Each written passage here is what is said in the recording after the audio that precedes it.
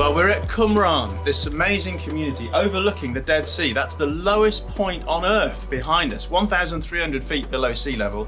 This community of Qumran was set up by people called the Essenes. They'd come out of Jerusalem. They felt it was corrupt with Herod the Great and darkness.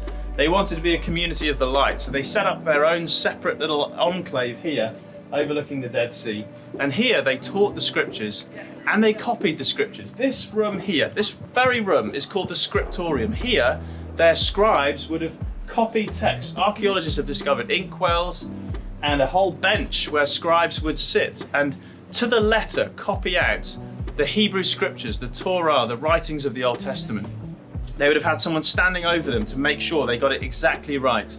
They would have counted not just the words but even the letters that they wrote. All of that happened in this room to multiply the texts of the Hebrew Bible to such accuracy of transmission. We call it transmission when you're passing on texts. And sometimes people wonder, have they been changed over the centuries? Well, this room is proof that they were carefully copied so that changes weren't made.